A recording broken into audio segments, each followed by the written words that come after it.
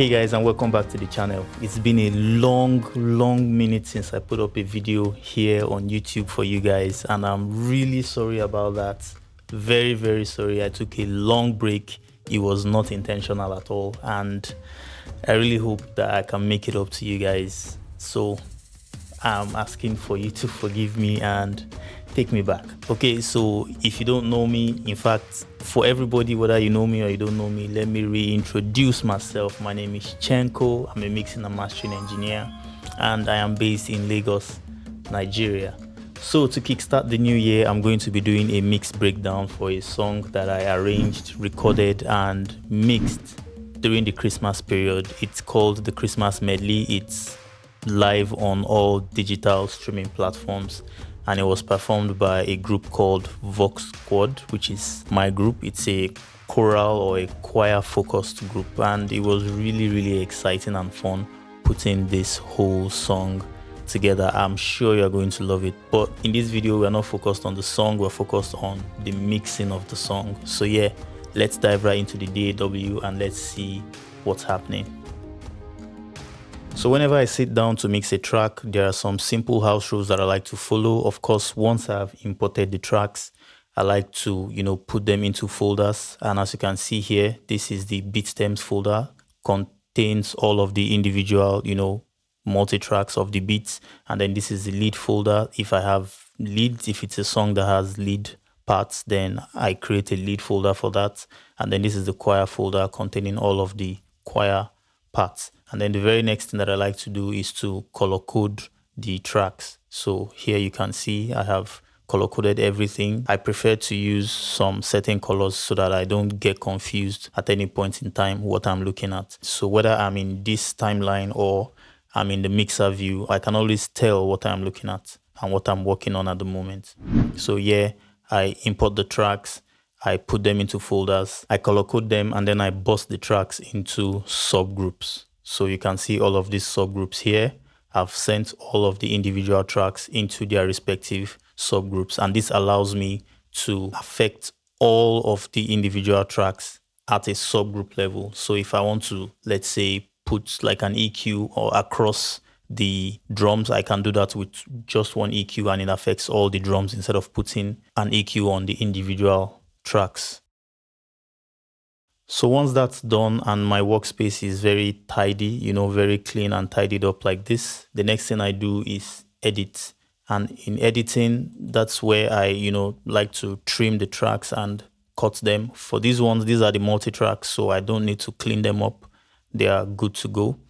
I do that mostly for vocals to cut out all of the, excess parts that I don't want, and then do some batch fades, as you can see here, trim the audio events to the point where the vocals come in so that I can take away unnecessary breaths, clicks and pops and mouth noises and all of those things. And then another thing that I like to do is I'll look at the audio events, the audio itself, and if I see, like, for instance, at this point, you can see that I've reduced this at this point, and I did it for everything, and that's because there is a lot more energy at the start of the phrase or whatever she's singing here, and then it gradually reduces in volume or in impact. So I didn't want this to be very loud and this very soft, because it's not going to really, it's not going to be great on my compressor. Once I'm applying a compression on this, the compressor is going to act differently here and act differently here, because the amplitude of the vocal here and here are obviously not the same. So I try to manually reduce all of these differences before I introduce any kind of compressor plugins, and that's what I've done here. You can see that I have it here as well, same thing here, and all of these things all the while I'm doing without even listening to the audio. So I'm just looking and trying to visually clean up the mix, or all of the elements of the mix.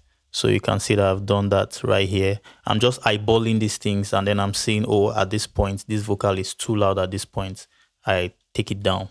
Same thing for the lead vocals as well. You can see here I'm doing a lot more. You can see this clip gain automation, this volume automation that I'm doing here. You can see I'm just trying to control all of the very, very dynamic points so that it doesn't make the compressor, overwork itself.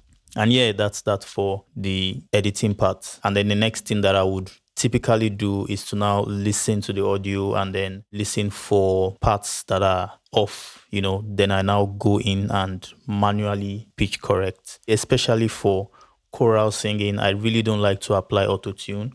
I like to leave it to be as natural as possible. For the lead vocal parts, I might do a little bit of auto tune, but I'm still going to go in and manually pitch correct just as I've done here. Listen to the audio and tweak the notes a little bit and make sure that they are close to perfect. Then I now go ahead and use auto tune to just kind of lock it in and make sure that everything is perfecto. So the next thing I like to do after that is to start mixing, and I typically would start mixing from the beat, make sure that the groove of the beat is, I'm liking how it is. But because I produced this track, so I'd already kind of mixed it in FL Studio where I made the beat. So I mix it in FL Studio. So there isn't so much I'm doing here. But if I'm mixing a job from an artist that just sends me their multi-tracks that I didn't produce, I'm definitely going to take my time to mix the beat. So which I did for this one. I took my time to mix the beat, but not in this session. I did that as I was producing the track in FL Studio. So one thing that I forgot to mention is before I go ahead and start mixing the beats, at the point where I listen after I've done all of my editing, at the point where I listen to the track, if the beat is too loud or if the entire song is too loud, I start to do gain staging. Typically, I do gain staging in every mix, but for this one, I just brought everything down at the pre-fader level, from the audio events. If I pull all of this down, it affects the sound before hitting the faders. So all of this is pre-fader. So you can see here in this volume section, I've brought them down by -6 dB. So all of the multi-tracks, I brought them down by -6 dB just to, create some headroom and give myself enough room to work. So at this point, I'll start mixing the beat. And for this one, let's see what I've done on this mix. So I'll just solo all of the beats. That means I'm going to mute the choir parts. I'm going to mute all of the vocals. In fact, I'm going to mute the lead. Yep. And then we'll just listen to the beats.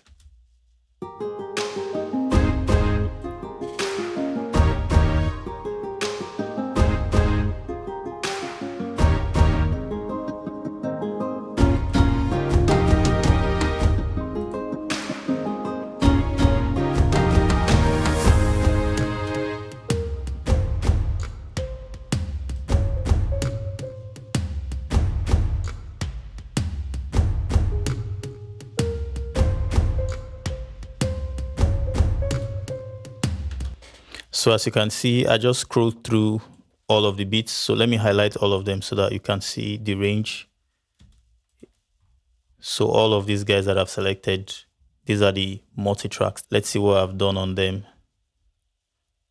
So on the inserts, you can see I almost have nothing, like I said, because I've already done the mixing in FL Studio. So, but coming into Cubase, I just noticed a few other things that I had missed when mixing the beat, and then just corrected those few things. So you can see I don't have plugins, all over the place, just here. And we're going to look at what that plugin is doing, and then this one right here. Also, you can see on the channel EQ right here, I'm just doing basically low cuts on some of the sounds. I'm just doing low cuts here. For this one, I've done a high shelf cut. For this one, I've done a low shelf cut and also a low cut, low cut. So all of this is to clean up the sound. These instruments don't necessarily contain low frequencies, so I'm just cleaning them up to make room for the actual low frequencies, and that's basically what they're doing. For this particular sound, let's listen to what's happening here.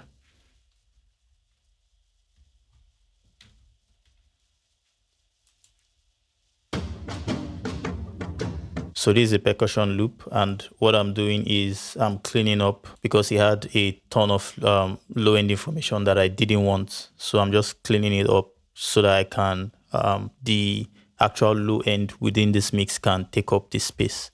And I'm not doing a low cut, I'm doing a low shelf. So I'm really reducing all of this frequency right here. So you can see. And then the next thing is a compressor. And this is basically a sidechain compressor. I'm feeding this signal into it to kind of reduce the impact. So it's basically to just create more space for, let's find it. Oh, where are thou? Yeah, this guy right here. This guy right here is the one feeding into the cinematic peck loop, which is this one. So what's this sound? Let's hear.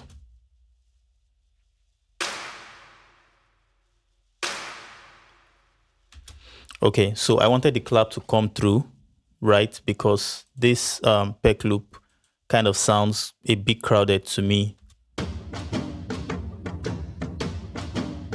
Not crowded per se, but like the frequency where this clap is supposed to dominate, this peck loop is also, you know, it has frequencies there. So I wanted to create a little bit more space for the clap. So I'm using the clap as a sidechain to feed into the sidechain inputs of the compressor to just take it down a little bit.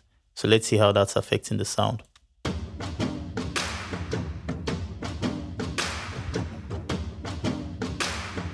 So you can hear how when the clap comes in, the peck loop goes down and then gradually builds up, and then the clap comes in, it pushes it down again and then comes up. So that's one, creating space for the clap, and two, creating some kind of movement, you know, with the peck loop. With the clap.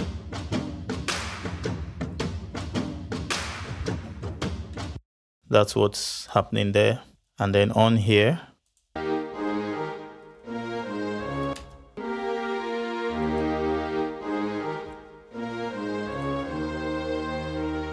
so for this, I'm using this channel strip plugin to just do a little bit of EQ. I'm brightening up the high end and the high mids as well. And then I'm, you know, lowering a little bit of the low mids, taking out some of that low mod, and then I'm giving it a little bit of body and fatness. So it's basically me increasing the low end a little bit, reducing the low mid, and then increasing the highs and the high mids. So like this kind of shape.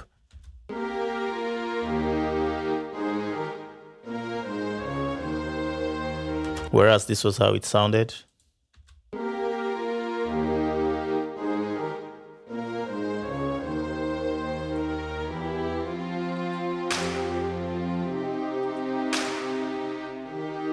So I'm bringing it a little bit forward in the mix and then giving it life. I am showing all of this breakdown in isolation, but you know, all these decisions I made while listening to the entire track. I didn't make these decisions in isolation, but I'm showing them to you so that we can hear the before and after of, you know, what we're doing. So yeah, I think that's about that. On the instrumental and the drums, that's all I'm doing, apart from, you know, these fader levels that I'm pulling down at some point, also doing some panning, and basically, yeah, that's it. So now let's hear what all of the drums sound like.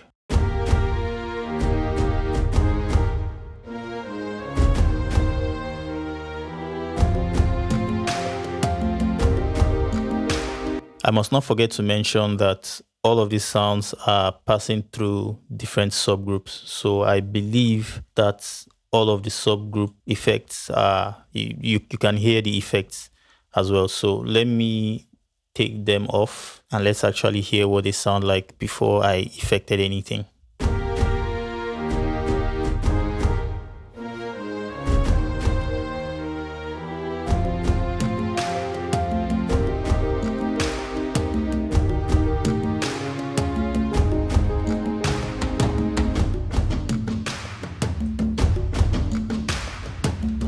So it's not crazy different. It's just a little bit of life that I'm injecting into the sound, into the mix. So what I've done for this kick and bass is a little bit of tape plugin, and I have it on this tape type 2. I'm using this tape face from Key Audio. I've set it to tape type 2 and 30 inches per second to retain all of the character, but still, introduce that tape saturation a little bit. And then the next thing is an EQ, rolling off everything on the lows from 20 hertz and below. So you can see all that energy that's building up here. These are the things that are responsible for, eating up your headroom when you are mixing, and then when it gets to mastering, you find out that you can't really push the sound for maximum loudness, and it's because of all of this low-end rumble that keeps building up.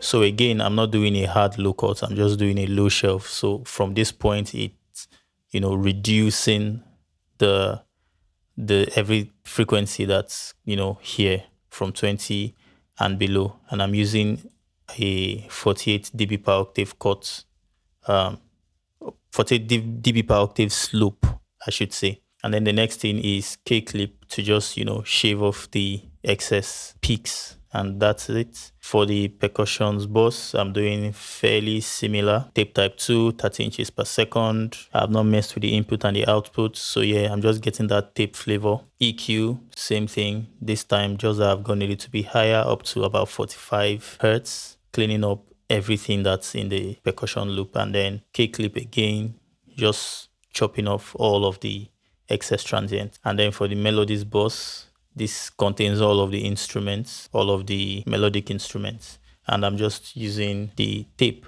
For this one, I'm using the tape 3, and then I'm still sticking to the 30 inches per second just to get a different, slightly different tape flavor.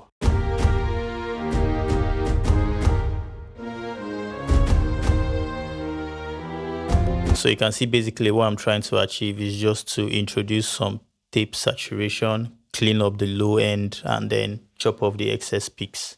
Nothing crazy I'm doing, just controlling the sound and molding the sound, basically. So that's that about the instruments. Now for the vocals, let me quickly start with the choir vocals. So all of these guys in yellow are the soprano, all of these guys in orange are the alto, blue is the tenor, and then the red is the bass. And like I said, during my house rule process, I've bossed all these guys to their respective subgroups. And the only thing I'm doing on this individual channel level is messing with the faders and also panning. So as you can see, I've panned them to different points in the stereo field. For the volume faders, I'm not doing anything very crazy. You can see I just pulled these ones by a little bit, and then this one's right here. So nothing very, very crazy. And that's all that's happening with the individual tracks in the choir folder.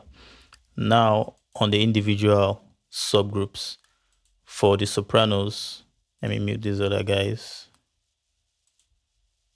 Okay, let's play this section. So not a lot that I'm doing.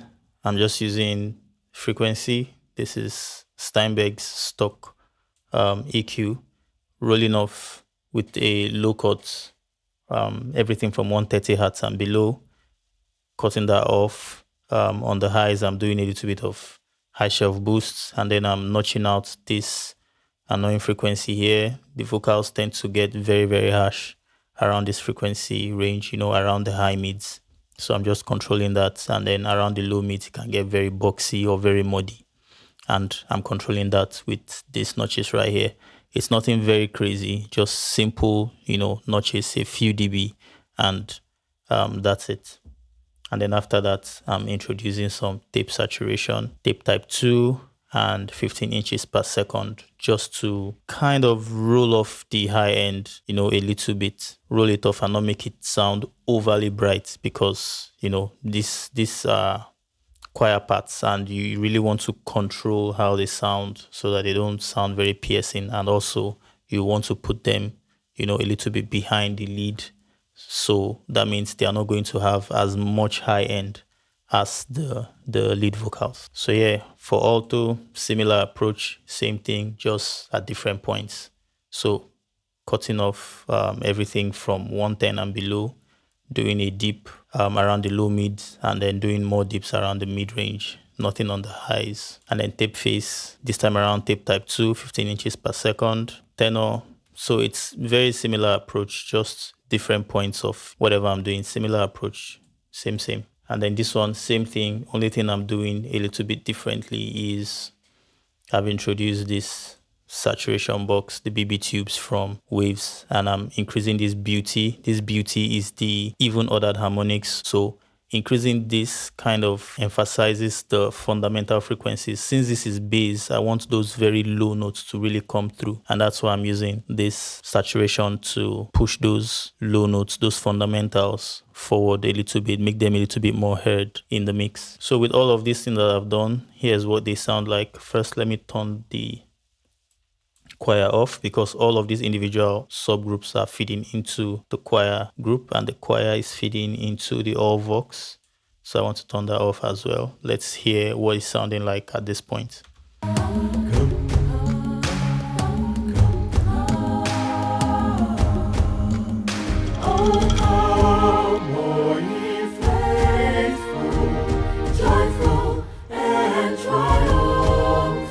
Sounding really nice, really sounding very nice. All right, so now on the choir part, this is where I'm affecting all the choir, all of these different subgroups. This is where I'm affecting all of them together so that they have very similar feel. So the first thing I'm doing is I'm introducing this tape. This is IK Multimedia's replica of the Fairchild compressor. And what I'm doing with this, as you can see, the threshold is all the way down. So I'm not really using this to compress. I'm using this as a saturation box. So I've pushed up the inputs up to here, which is, a lot. And because of that, the gain or the volume became louder. So I compensated by pulling back on the outputs. So I'm just pushing the input, driving into this compressor, and then pulling back on the output to level match. So I'm just getting the saturation, the warm tone from this compressor.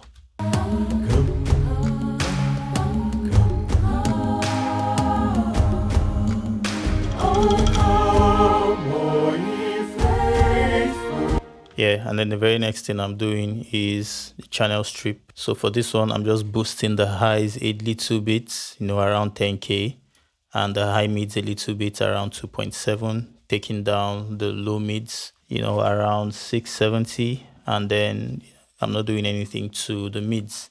I don't have the dynamic section turned on, so I'm using just the EQ section of this channel strip.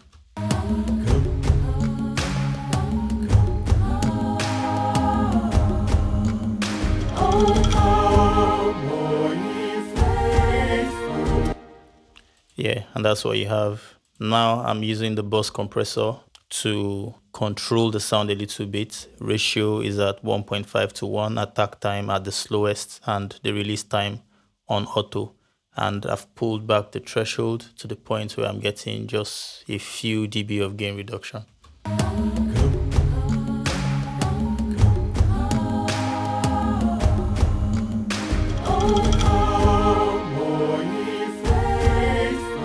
Let's look for that part where we had that volume automation thing. Let's see how that compressor would react to that point. Say this point. So I want to see how the compressor reacted here. Let's see it together.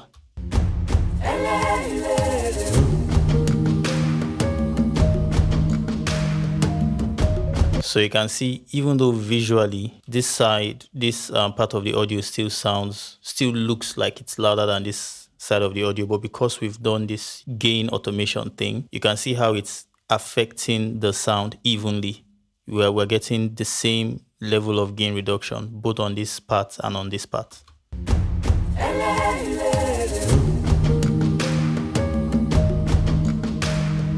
So the compressor is not going crazy here and then not doing anything here. It's compressing here with 1 dB of gain reduction, and it's also doing the same thing here with same 1 dB of gain reduction.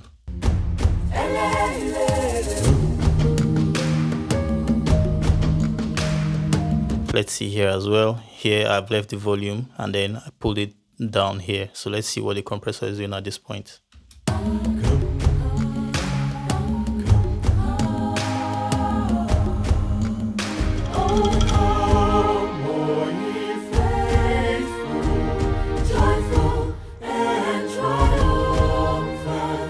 So you can see it's not like the compressor is going very crazy. There's almost no difference between how it's affecting the audio here and how it's affecting the audio here, where the audio looks lower. And the very next thing is the BB tubes. Again, I'm using this to introduce some subtle, very subtle saturation. So I've increased the beast a little bit, which is the ordered harmonics, and then the beauty, which is the even ordered harmonics, just to give it a little bit of life. Without.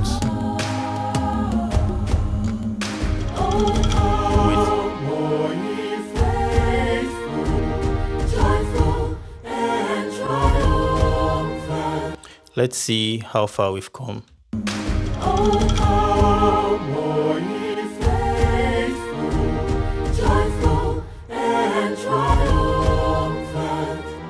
Not bad at all. And then the next thing I have is this sunset sound. This is a reverb plugin from IK Multimedia, and I'm just using this to simulate a room. I'm trying to put the choir in an actual room, right? This is not the main reverb. This is just me putting the choir in a space. So that's why I'm putting it directly on the insert. And then I've lowered the wet level to about, minus 13 dB.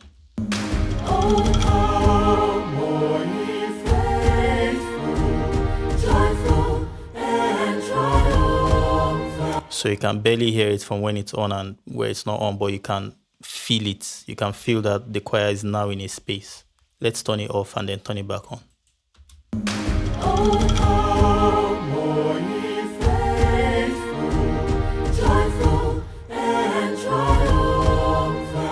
If I were to push this all the way, let me max it out, we'll hear what it's doing.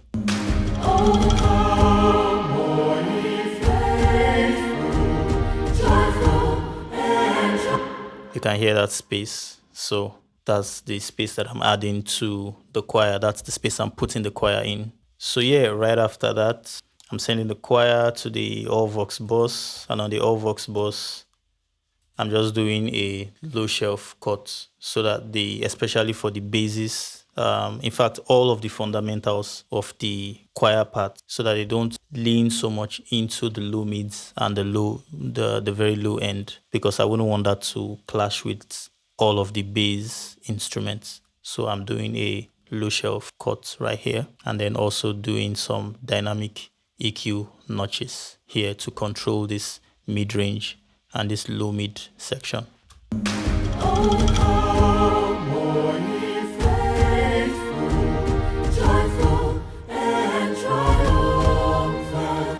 Now all of this is going into the mix bus. Let's see if I have anything on the mix bus. No, all of these plugins are deactivated, so they were not active, but they are part of my templates, and that's why they are still here.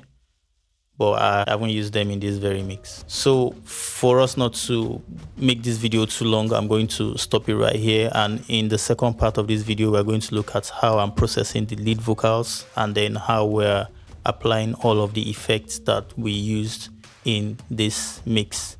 So yeah, stick around for that, and please be sure to like, leave a comment, and subscribe to this channel if you found value in this video.